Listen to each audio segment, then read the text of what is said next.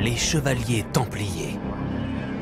Une confrérie secrète née au cœur du Moyen-Âge et disparue soudainement après 2 siècles d'existence.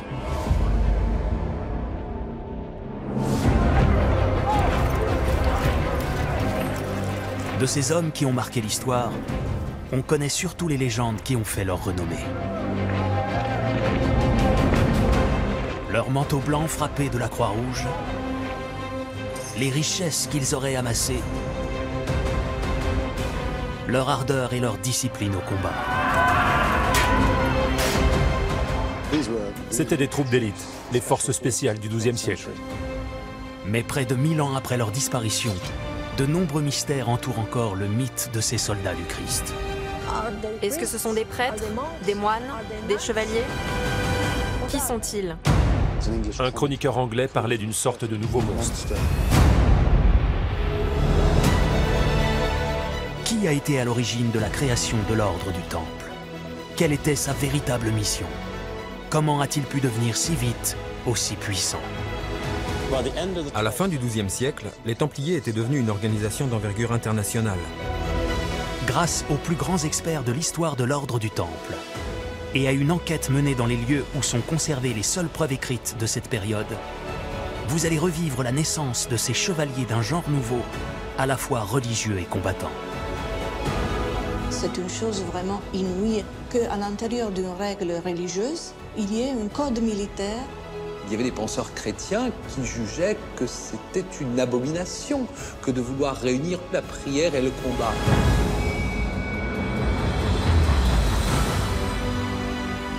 Des terres arides d'Orient jusqu'aux plus grandes cours royales de France et d'Angleterre, vous allez découvrir l'ascension irrésistible des premiers Templiers et comprendre comment ils ont rallié à leur cause le pape, les rois et les peuples de l'Europe tout entière.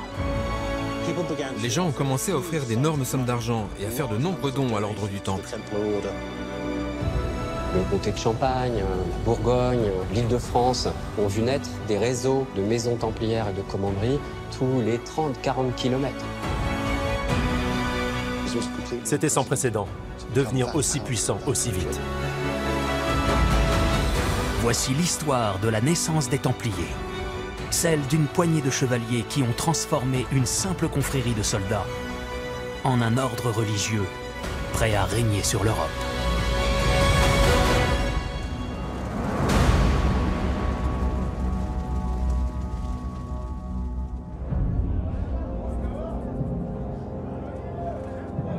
Jérusalem. C'est ici, au cœur du Moyen-Âge, que sont nés les premiers Templiers.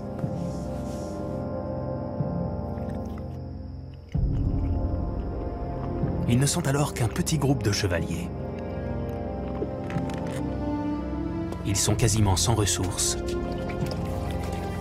mais tous ont été entraînés au combat et sont d'une grande piété. Ils ont fait vœu de dédier leur existence à une cause nouvelle: la protection de la Terre Sainte et des chrétiens qui viennent s'y recueillir.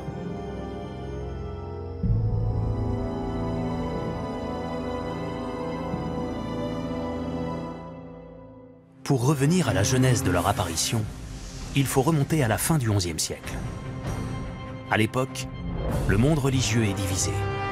À l'ouest, la grande majorité de l'Europe est sous l'autorité de l'Église chrétienne et du pape.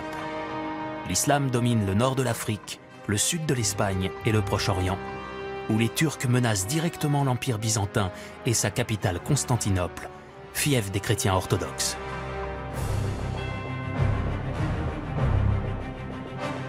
À l'appel du pape Urbain II, la première croisade a vu des milliers de chrétiens marcher à travers l'Europe pour aller reconquérir la Terre Sainte. Après 3 années de combats violents, les croisés ont repris de nombreuses possessions en Orient et en particulier la ville de Jérusalem, là où Jésus-Christ a été crucifié et où repose son tombeau. Ils sont arrivés à Jérusalem à l'été 1099 et ils ont assiégé la ville pendant environ 1 mois. Quand ils ont réussi à entrer dans la ville en juillet, ça a été un bain de sang. On a même dit que le sang arrivait jusqu'aux genoux.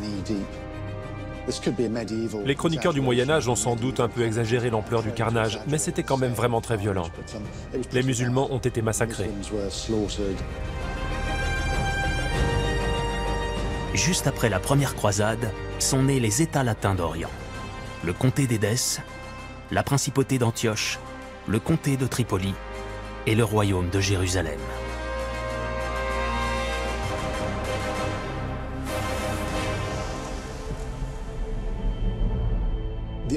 L'ironie, c'est qu'après ce voyage épique de 3 années, au cours duquel des dizaines de milliers de croisés ont dévasté toutes ces villes, la plupart sont tout simplement rentrés en Europe.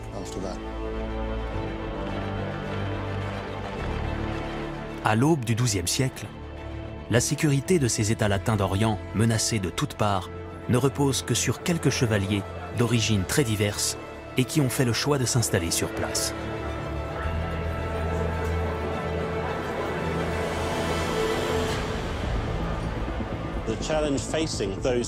Le défi pour ceux qui sont restés en Orient après la première croisade était de transformer leur possession assez réduite en vrai territoire qui pouvait perdurer sur le long terme.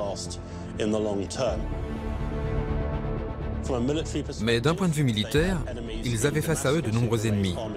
À Damas, avec une armée de plusieurs milliers d'hommes, et à Alep aussi, où les troupes étaient encore plus nombreuses. Quant à l'Égypte fatimide, elle pouvait lever une armée de 15 000 hommes. Vu que dans les États croisés au cours des premières années, il n'y avait que quelques centaines de chevaliers et un contingent d'infanterie à peine plus important, le défi était difficile à relever.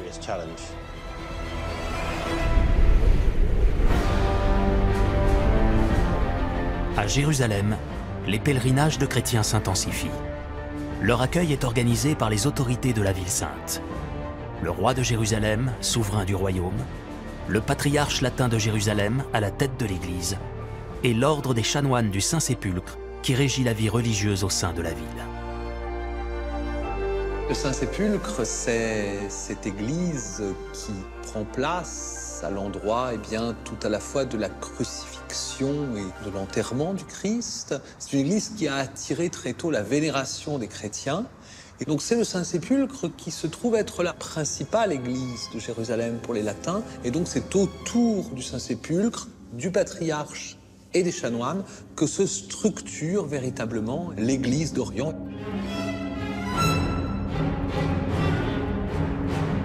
À leur côté, les membres de l'ordre des Hospitaliers de Saint-Jean de Jérusalem aident à accueillir les pèlerins et soigner les malades.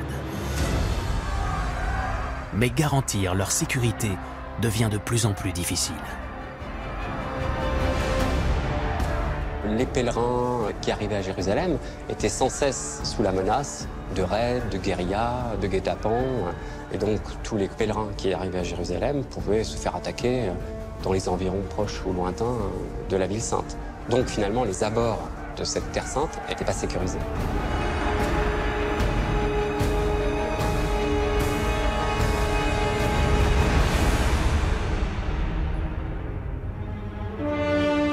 À l'époque, les Templiers n'existent pas encore. Les soldats dédiés à la sécurité des pèlerins se font appeler les Milites Sancti Sepulchri, les chevaliers du Saint-Sépulcre.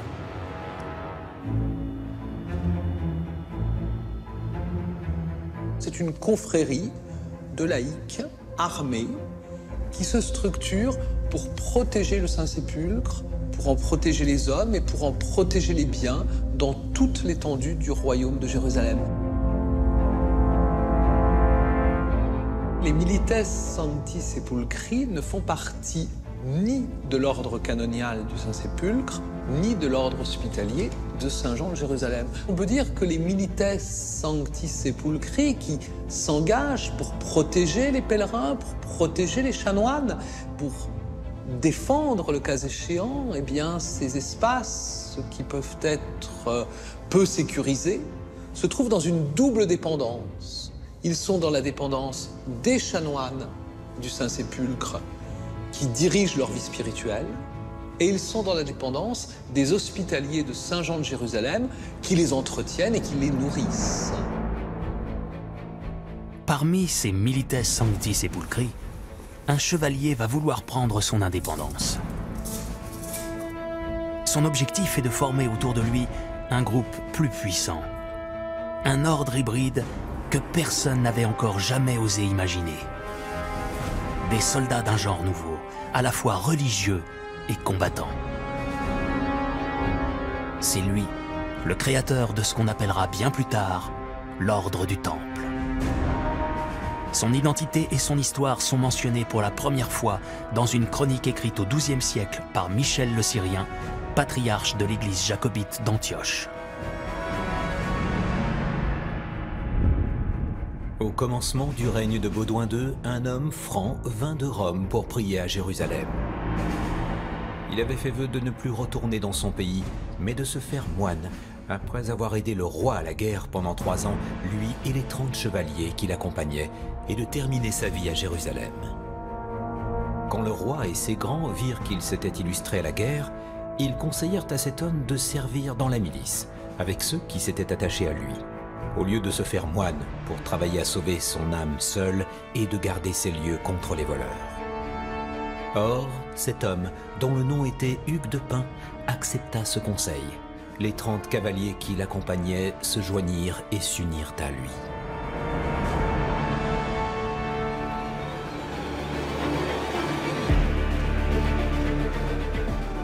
Hugues de Pint. Né dans le comté de Champagne vers 1070, dans un petit village dont il porte le nom, situé à 12 km de la ville de Troyes. Fils d'un seigneur champenois, il est chevalier au service du comte Hugues de Champagne. Avec son suzerain, Hugues de Pint a passé 3 ans en Terre Sainte au début du XIIe siècle, avant de retourner en Europe. Hugues de Pint a une existence maritale, on lui connaît une femme, on lui connaît des enfants. Et puis en 1114, touché par une piété profonde qui devait l'habiter de longue date, il repart en Terre Sainte. Et il part cette fois en Terre Sainte avec l'idée de ne plus en revenir. Hugues de Pint, c'est aussi un stratège militaire, un défenseur de cette Terre Sainte. Il a découvert véritablement ce qu'était Jérusalem et ça a dû être une révélation pour lui. À Jérusalem, on ne pouvait pas être un chevalier comme un autre. On pouvait être qu'un chevalier à part, tourné vers Dieu, tourné vers le service du Christ. Donc cette idée a dû germer au moment où il arrivait à Jérusalem. Pendant plusieurs années, Hugues de Pint mûrit son projet. Et en 1119, un événement va faire basculer son destin.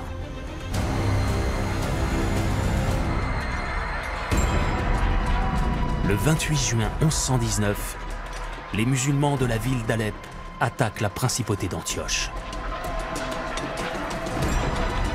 La violence des combats sera telle que l'événement sera baptisé en latin Ager Sanguinis, la bataille du champ du sang.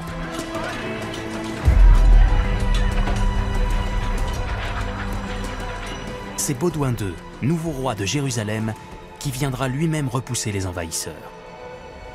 Cette bataille va convaincre le souverain que la menace sur les États latins d'Orient devient trop forte et met en grand danger la présence des croisés en Terre Sainte. Le nouveau roi Baudouin II s'est rendu compte qu'il avait besoin de plus d'aide militaire que ce qu'il avait sur place. Il avait besoin d'une police des frontières, d'escortes sur les routes pour guider les pèlerins, et donc il avait besoin d'une force supplémentaire. C'est le 16 janvier 1120, dans la petite ville de Naplouse, située au nord de Jérusalem, que va se dérouler un concile qui va changer le cours de l'histoire. Organisé en assemblée autour du roi de Jérusalem, Baudouin II, et du patriarche Goromon de Piquigny, le concile réunit les principaux ecclésiastiques et nobles du royaume. Ce jour-là, les deux hommes vont approuver le projet imaginé par Hugues de Pint, la création d'un nouvel ordre de chevaliers, à la fois religieux et militaire, entièrement dédié à la défense de la Terre Sainte. L'opportunité a été saisie par le roi et par le patriarche, ensemble, de faire le pari que cette communauté pouvait être opératoire. Et le patriarche a joué le jeu, ce qui était à l'origine pas forcément gagné, parce qu'en s'autonomisant quelque part, ces chevaliers qui s'étaient rassemblés dans l'ombre du Saint-Sépulcre, eh bien, se détachaient du patriarche. Ils revendiquaient de mener une vie religieuse propre, d'obéir non plus aux prieurs du Saint-Sépulcre, mais à un maître choisi en leur sein, sans cesser d'être ce qu'ils étaient, c'est-à-dire des chevaliers et des combattants.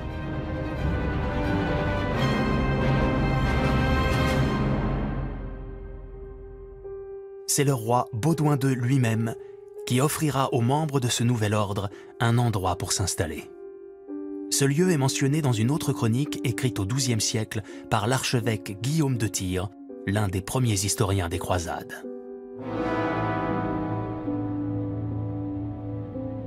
Dans le cours de la même année, quelques nobles chevaliers se consacrèrent au service du Christ et firent profession de vivre à jamais dans la chasteté, l'obéissance et la pauvreté.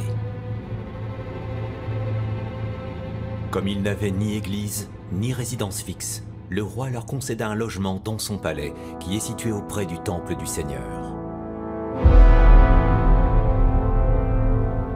Le roi Baudouin II fait un geste très fort en leur abandonnant son palais. Le palais de Baudouin s'étendait au sud du mont du Temple, sur l'ancien palais du roi Salomon, c'est-à-dire juste au sud d'un monument majeur qui est le dôme du Rocher, l'ancien temple de Salomon, dont Hugues de Pint et ses coreligionnaires vont capter en quelque sorte le nom en se faisant appeler les pauvres compagnons de combat du Christ et du temple de Salomon.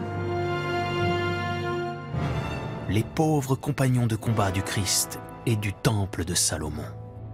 Plus tard, ce nom sera raccourci et l'ordre le plus marquant de toute l'histoire sera plus simplement baptisé l'ordre du Temple.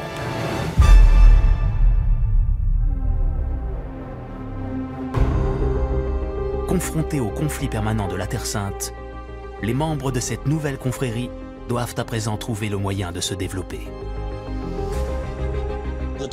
Dans les années 1120, les Templiers, s'ils voulaient se développer, avaient besoin de troupes, de recrues de premier ordre, d'argent et de terres en Europe, qui permettraient de fournir les ressources nécessaires à l'accomplissement de leur mission. Hugues de Pint décide de repartir en Europe pour se lancer dans une vaste opération de recrutement et de levée de fonds.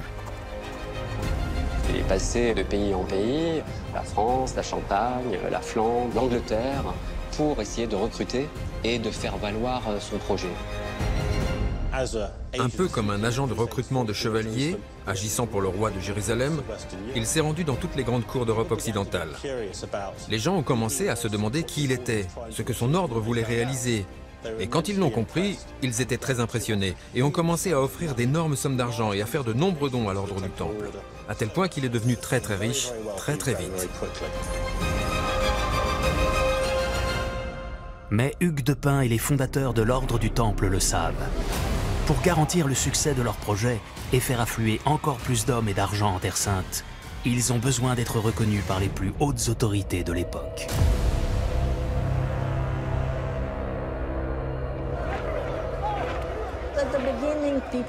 Au début, les gens se posaient des questions. Est-ce que ce sont des prêtres, des moines, des chevaliers? Qui sont-ils?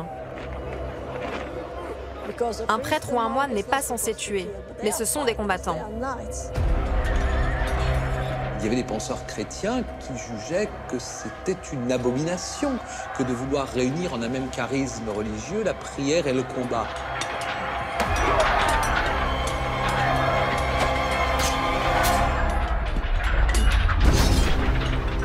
Dans son désir de consolider sa communauté et de la transformer en un ordre, Hugues de Pint devait obtenir l'accord de l'Église romaine, donc du pape.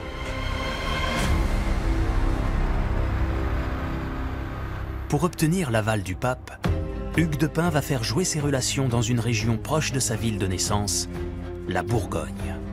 Sa première femme, Emmeline de Touillon, est affiliée à la famille de Montbard. Parmi ses membres se trouve un homme en pleine ascension au sein de l'Église chrétienne et dont les qualités d'orateur sont déjà reconnues à travers l'Europe. Bernard de Fontaine, qui deviendra plus tard Bernard de Clairvaux, et même Saint Bernard, après avoir été canonisé. Saint Bernard est rentré dans l'ordre de Cîteaux et en 1115, il a fondé une nouvelle abbaye, qui est l'abbaye de Clairvaux. Il était aussi issu de la petite chevalerie bourguignonne, à la limite de la Bourgogne et de la Champagne. Donc il avait toutes les caractéristiques d'un homme de combat, avec une grande force de conviction, très grand orateur, et puis désireux de mener une vie ascétique, une vie rigoureuse, dans l'ordre de Cîteaux, qui était vraiment la figure de proue de l'Église au début du XIIe siècle. Saint Bernard est déjà en 129 un personnage considérable dans l'Église. C'est une sorte de figure morale du royaume de France, aussi bien pour les ecclésiastiques que pour les laïcs. Il a vu les Templiers non seulement comme une opportunité pour soutenir la défense de Jérusalem, mais aussi pour réformer les chevaliers en Europe. Pendant plus d'un siècle, avant même la première croisade, l'un des gros problèmes de l'Église catholique était justement cette réforme nécessaire de la chevalerie. Les chevaliers étaient considérés comme des fauteurs de troubles, qui ne pensaient qu'à se battre les uns contre les autres. Ils causaient des problèmes, ils étaient arrogants et fiers. Et donc Bernard de Clairvaux a pensé que les Templiers pourraient servir de modèle aux nouveaux chevaliers, en leur disant « Voilà comment vous devriez être », afin de les éloigner de leurs querelles internes et les conduire vers ce que lui percevait comme une vocation plus religieuse. Convaincu que ce nouvel ordre du Temple représente l'opportunité pour l'Église chrétienne d'atteindre son objectif, Bernard de Clairvaux va rédiger un manifeste qui entrera dans l'histoire et qu'il intitulera « L'éloge de la nouvelle chevalerie ». C'est une milice d'un nouveau genre qui mène un double combat contre la chair et le sang et contre les esprits du mal. Ils vivent sans épouse et sans enfants, habitent sous un même toit, ne possèdent rien en propre. Ils n'ont point à craindre de commettre un péché en tuant un ennemi, puisque c'est pour Jésus-Christ qu'ils donnent ou reçoivent le coup de la mort. Ils se montrent plus doux que des agneaux et plus féroces que des lions, au point qu'on ne sait s'il faut les appeler des moines ou des soldats.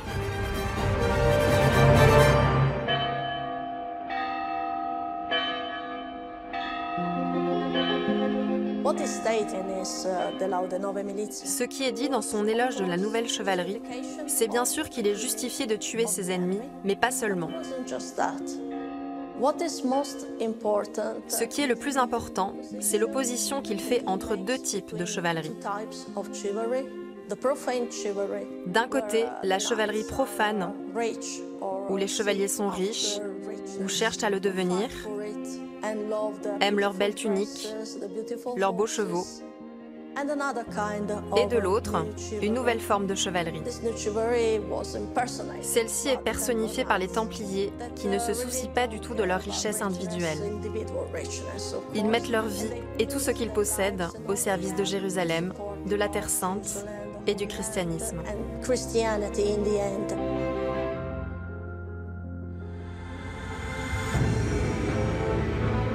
Le 13 janvier 1129, les autorités de l'Église chrétienne organisent le Concile de Troyes en y réunissant, sous l'égide de Bernard de Clairvaux, un représentant du pape, des membres du clergé, des nobles et des représentants de l'ordre du Temple. C'est lors de ce concile que sera édictée la toute première règle du Temple. Consignée par écrit, il n'en reste aujourd'hui que 10 exemplaires originaux dans le monde. Parmi eux, se trouve ce manuscrit, écrit en vieux français et conservé à la Bibliothèque nationale de France. Le manuscrit contient d'abord la règle du Temple. Ensuite, il y a une liste de fêtes et de jeûnes que les Templiers ont reçues de la part du pape. Et puis, la grosse partie du manuscrit est formée par les statuts du Temple. Donc pour toute la législation du Temple.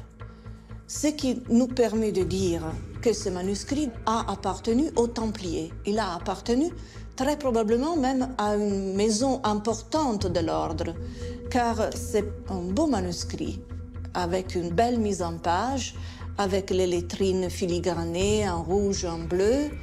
Donc c'est quelque chose d'important. En ouverture de l'ouvrage, on retrouve le nom de ceux qui participent au concile. Le premier est peut-être le plus important. Le cardinal Mathieu d'Albano, légat du pape, représentant de la plus haute autorité de l'Église de Rome. S'ensuit une liste de plusieurs personnes réunies dans la cathédrale de la ville de Troyes. Parmi elles, des religieux importants, les archevêques de Reims et de Sens, 10 évêques, dont ceux de Soissons, Paris, Troyes, Orléans, Auxerre ou Beauvais. 8 abbés, dont bien sûr Bernard, abbé de Clairvaux. Des nobles, comme le comte Thibaut de Champagne ou Guillaume, comte de Nevers. À la fin sont nommés les 6 Templiers présents au Concile de Troyes, et parmi eux, frère Hugues de Pin, maître de la chevalerie.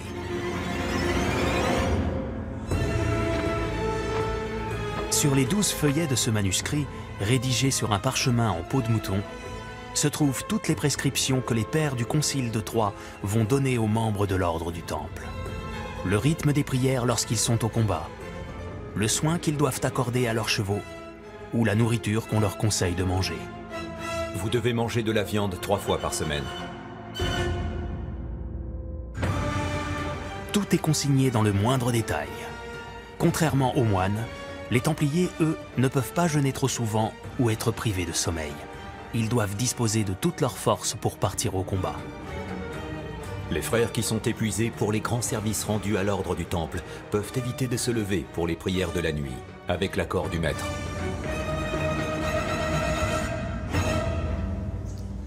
C'est une chose vraiment inouïe et novatrice, même le fait qu'à l'intérieur d'une règle religieuse, il y ait une partie militaire. Donc il y a même un code militaire, comme on dit, qui est intégré parfaitement à l'intérieur d'une règle religieuse. Et c'est un peu plus loin, au cœur de la règle du Temple, que les participants au Concile de Troyes vont faire entrer l'Église chrétienne dans une nouvelle ère. Nous croyons que ce genre de nouvelle vie religieuse est né dans la Sainte Terre d'Orient, grâce à la divine providence. Cela signifie que cette chevalerie armée peut sans faute tuer les ennemis de la croix. Pour cela, nous jugeons que vous avez le droit d'être appelé chevalier du Temple. Pour la première fois, l'Église officialise l'idée que des religieux peuvent tuer au nom du Christ et que son bras armé en Terre Sainte a un nom, l'Ordre du Temple.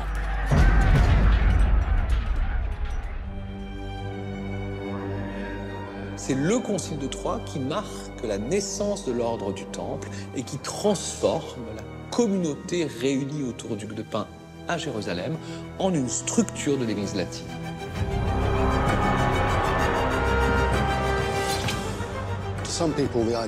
Pour certaines personnes, le concept de Templier était presque une hérésie. Un chroniqueur anglais de l'époque, qui s'appelait Henry de Huntington, parlait d'une sorte de nouveau monstre.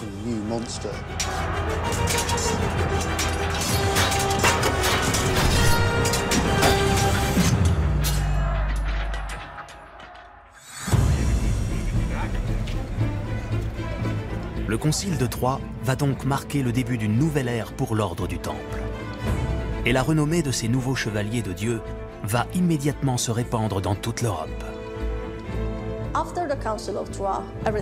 Après le Concile de Troyes, tout a changé assez rapidement, car ce nouvel ordre a séduit le monde occidental,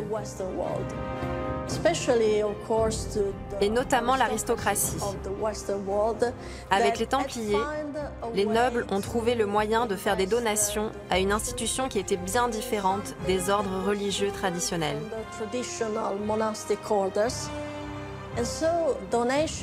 Donc les dons ont commencé à affluer, et ils ont très rapidement augmenté dès les premières années. À partir des années 1130, les Templiers sont devenus très puissants en Orient, et ils ont commencé à consolider également leur pouvoir en Occident. Ils sont effectivement devenus la première armée de métier depuis l'époque de l'Empire romain. Rome s'était effondrée au 5e siècle. On parle donc de la première armée de métier depuis 600 ou 700 ans. Ça a été un changement radical. Vous aviez une force militaire permanente en Orient pour défendre la chrétienté et les intérêts des chrétiens.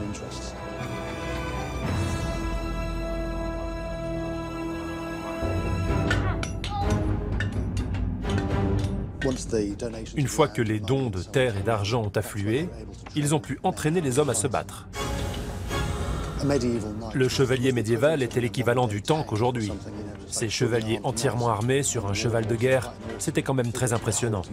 Face à eux, il valait mieux s'enfuir. C'étaient des troupes d'élite, des troupes de choc, les forces spéciales du XIIe siècle. C'est à cette époque que naîtront les premiers symboles de reconnaissance des Templiers, sur lesquels se bâtira peu à peu leur légende de combattants hors pair. Au tout début, les premiers chevaliers n'étaient pas si impressionnants. On les appelait les pauvres compagnons du Christ et du temple de Salomon. Et ils étaient littéralement pauvres. Ils n'avaient rien du tout. Juste leurs vêtements, leurs épées et quelques chevaux. Après le concile de Troie, ils ont reçu de nombreuses donations, des terres et de l'argent. Et d'un seul coup, ils sont devenus très riches. Et le manteau blanc fait partie de cette nouvelle image.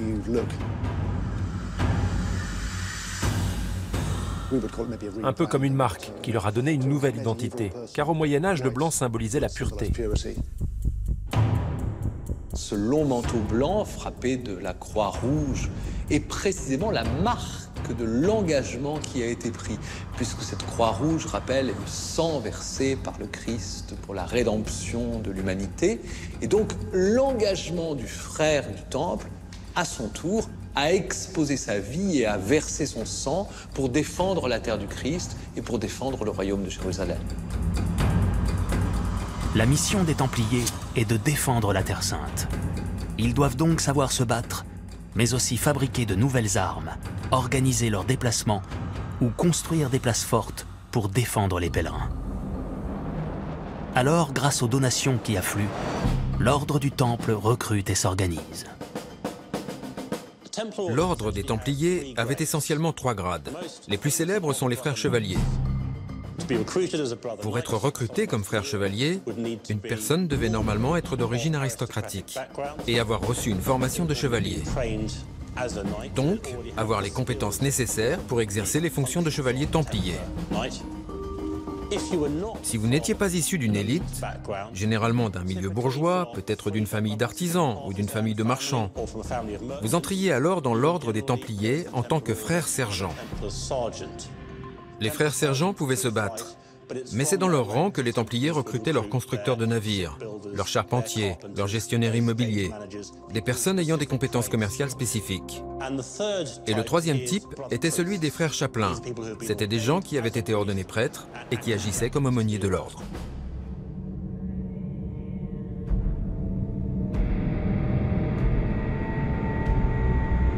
Le postulant, lorsqu'il entre au temple, s'oblige à un certain nombre de choses.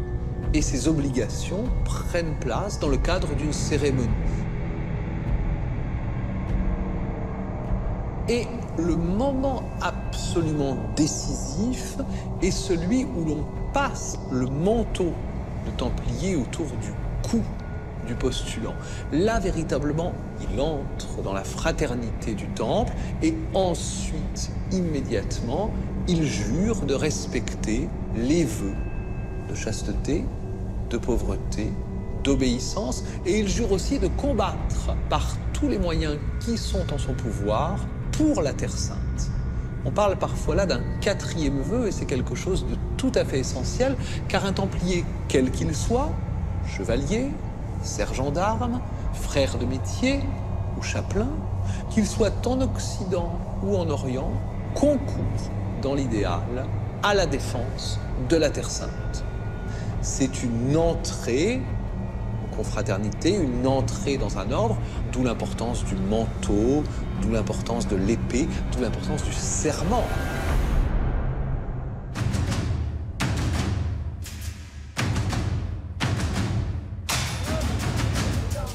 Peu à peu, des maisons templières appelées commanderies voient le jour dans l'ouest de l'Europe. Les frères y vivent en respectant scrupuleusement les préceptes de la règle du temple et en ne poursuivant qu'une seule mission, se préparer à aller combattre en Orient et faire fructifier les possessions de l'ordre pour financer la guerre sainte. Une commanderie, c'est un grand bâtiment avec un logis de résidence, avec les bâtiments communs, la grange pour stocker les récoltes, et puis surtout une chapelle, puisque dans la commanderie, c'est là que le frère chapelain va officier, il va faire les heures canoniques pour l'ensemble des frères.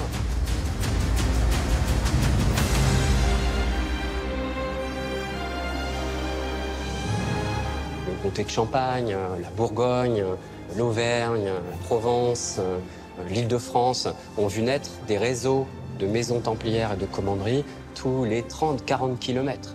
Donc c'est un maillage qui s'est fait assez vite au cours du XIIe siècle. Ces commanderies, ces maisons templières servent aussi à recruter au niveau local. Leur implantation, leur impact, leur rapport quotidien avec les populations doivent servir aussi à nourrir ce recrutement.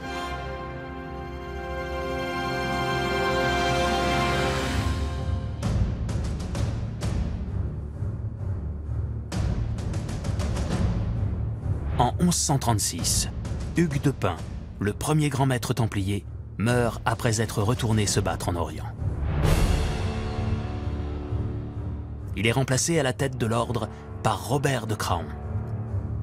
Robert de Craon organise avec brio le fonctionnement et la gestion des commanderies qui continuent à se développer grâce aux dons qui affluent de toutes parts. 10 ans après le Concile de Troyes, les événements s'accélèrent. Le 29 mars 1139, le pape Innocent II rédige une bulle papale qui entrera dans l'histoire. Un document qui porte son sceau est baptisé Omne Datum Optimum, les 3 mots latins par lesquels il débute.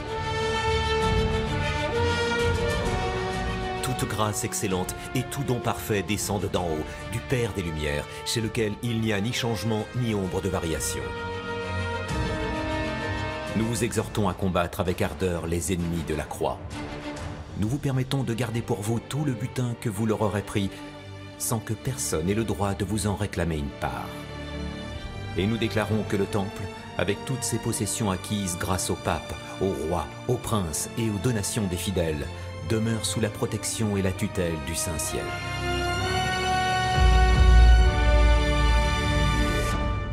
Selon ce texte, non seulement les Templiers peuvent conserver les richesses accumulées au cours des batailles contre les musulmans en Terre Sainte, mais ils se placent sous l'autorité d'une personne et d'une seule, le pape lui-même. Personne ne peut vous forcer à payer les dîmes, mais nous vous confirmons la possession et la jouissance des dîmes que vous aurez obtenues avec l'assentiment des évêques, afin que vous ayez la plénitude du salut et du soin de vos âmes, pour la célébration des offices divins et pour donner les sacrements ecclésiastiques. Vous pouvez accepter et garder avec vous des clercs et des prêtres. Nous vous concédons la faculté de construire des oratoires dans tous les lieux rattachés au temple, afin que vous puissiez entendre les offices et y être enterrés, car il est mauvais pour votre conversion des mœurs que les frères du temple, en allant à l'église, se mêlent à la tourbe des pécheurs et des fréquentateurs de femmes. L'ordre du temple ne paiera plus d'impôts à l'église. Il aura le droit d'en percevoir sans passer par les évêques, pourra former ses propres prêtres, construire ses propres églises. Et tous ceux qui remettront en cause cette protection du pape encourront l'excommunication.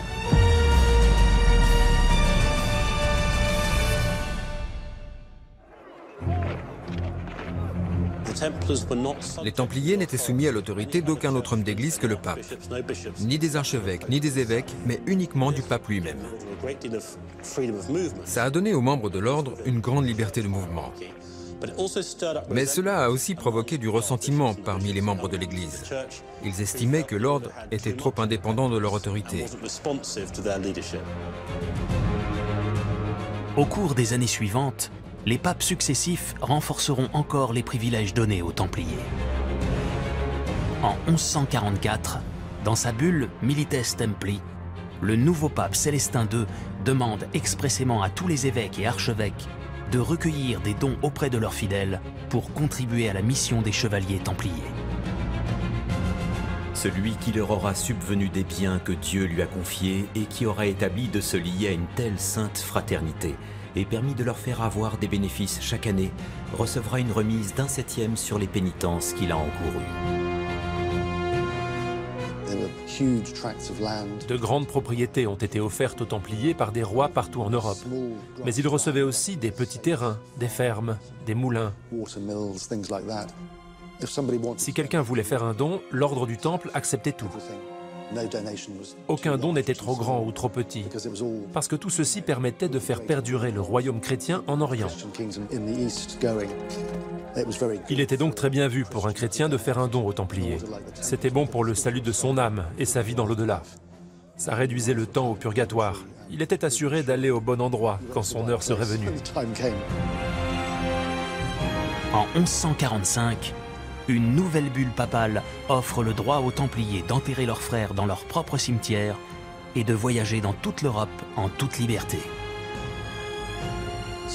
De 1129 à 1146, on peut comparer les Templiers à une entreprise qui serait passée de petite start-up à multinationale en à peine 17 ans.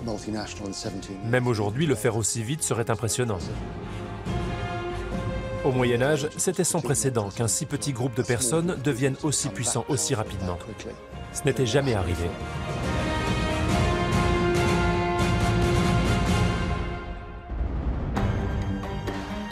Mais alors qu'en Occident, l'entreprise templière se développe à grande vitesse, en Orient, la situation des États latins s'est détériorée.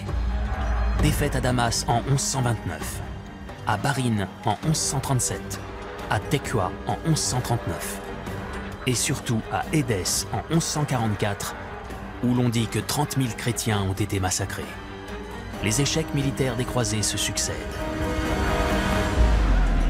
Alors, ce ne sont pas les revers des Templiers, ce sont les revers de l'armée du royaume de Jérusalem qui commence à intégrer en son sein quelques dizaines peut-être de Templiers. Mais ces revers sont cuisants. Les Templiers ne pesaient encore que très peu sur l'armée et les qualités d'ordre et de discipline que l'on leur connaît ne se sont pas véritablement imposées. Face à ces défaites successives et aux menaces qui pèsent sur les chrétiens en Orient, le pape Eugène III décide de réagir. Avec la bulle pontificale Quantum Praedecessores, il lance un appel à une nouvelle croisade. C'est Bernard de Clairvaux lui-même qui est chargé de mobiliser la population. Le 31 mars 1146, à Vézelay en Bourgogne, devant une foule immense, il prêche le départ en Terre Sainte et promet à ceux qui prendront la croix l'absolution de tous leurs péchés. Parmi les nombreux souverains de toute l'Europe qui se joignent à la deuxième croisade, se trouve Louis VII, roi de France, et son épouse Aliénor d'Aquitaine. Et pour les aider dans leur entreprise, ils se tournent vers ceux qui disposent de suffisamment de moyens. Les Templiers. En 1147, au moment de la Seconde Croisade, Louis VII va demander des moyens financiers à l'ordre du Temple. Et d'ailleurs, il leur confie pour la première fois son trésor. Donc ils ont déjà des ressources qui permettent d'aider le souverain dans son départ en croisade, armer des navires, etc. Ce sont les Templiers qui servaient d'éclaireurs, d'avant-garde, de protecteurs, de guides tout au long de la route. Et la route de la croisade est très compliquée pour Louis VII. Ils ont essuyé des attaques turques très fortes. Et ce sont les chevaliers du Temple, avec à leur tête leur maréchal, Évrard des Barres, qui deviendra grand maître, qui ont sauvé l'armée royale.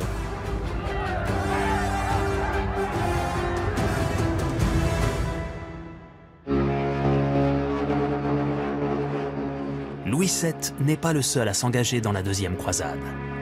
Conrad III, roi de Germanie, fait lui aussi route vers la Terre Sainte, avec près de 20 000 hommes à ses côtés.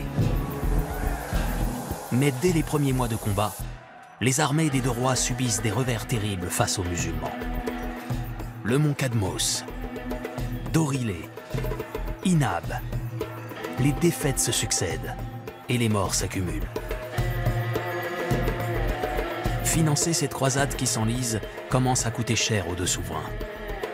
Alors, pour trouver l'argent nécessaire, Louis VII a besoin d'aide.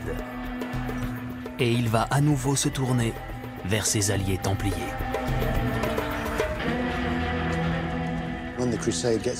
Lorsque la croisade a subi ses premières défaites en 1148, Louis VII s'est tourné vers le grand maître du Temple et lui a dit « Pouvez-vous nous aider ?»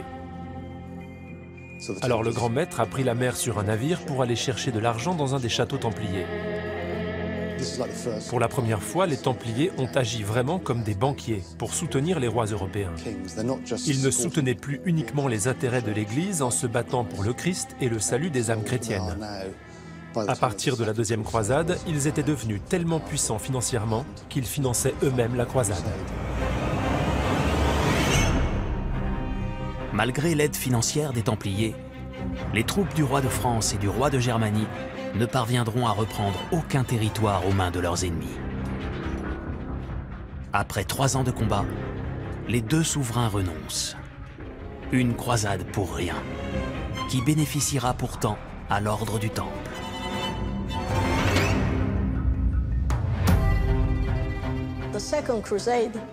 La deuxième croisade fut un échec total.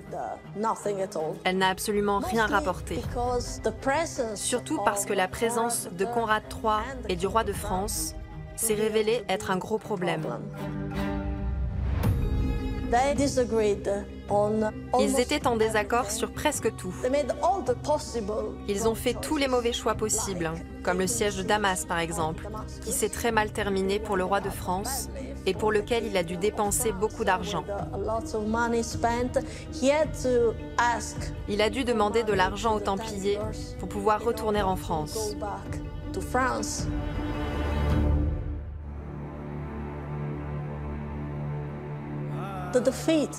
L'échec de cette deuxième croisade a probablement aidé les Templiers. Ils avaient prêté de l'argent au roi. Et c'est sans aucun doute eux qui ont le plus bénéficié de la situation. Les Templiers ont montré, à la fois en prêtant de l'argent au roi de France et en réorganisant son armée, à quel point ils pouvaient être efficaces. Et ça, les rois de France ne l'oublieront pas.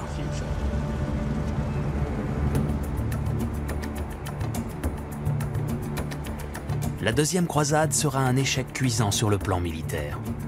Et Louis VII rentrera en France en 1149, terriblement affaibli sur le plan financier et diplomatique. Pourtant, l'épopée du souverain contribuera à faire encore grandir la légende des Templiers. Il est revenu de Terre Sainte avec une haute idée de ce qu'étaient les chevaliers du Temple. Il dit que c'est un ordre qui rayonne sur toute la surface de la Terre, qui n'a pas d'équivalent dans son esprit aux chevaliers du Temple. Et donc, il n'aura de cesse de leur donner des revenus en argent sur ses rentrées d'impôts. Il leur cède la villa de Savigny, qui deviendra la grande commanderie de Savigny-le-Temple. Donc, c'est un roi qui marque bien la fascination des souverains pour les débuts de l'ordre du Temple. Puisque là, on est moins de 30 ans après la création. Et le roi de France est véritablement un soutien inconditionnel des chevaliers du Temple.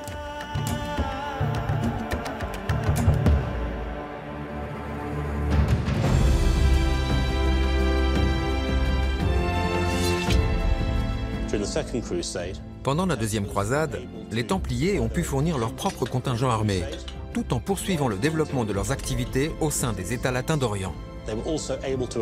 Ils ont pu aussi offrir une série de prêts massifs au roi de France pour soutenir sa croisade en Terre Sainte.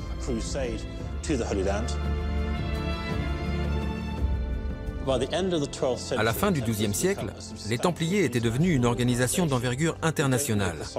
Nous ne savons pas exactement combien de membres avaient rejoint les rangs de l'ordre, mais on estime qu'il devait être environ 600 frères chevaliers à combattre en Terre Sainte. Et avec eux, un contingent beaucoup plus important d'infanterie et de personnel. En Europe, il y avait sans doute un nombre encore plus élevé de frères chevaliers, de frères sergents et de personnel. Et tous avaient pour mission de fournir les ressources nécessaires à la guerre en Terre Sainte.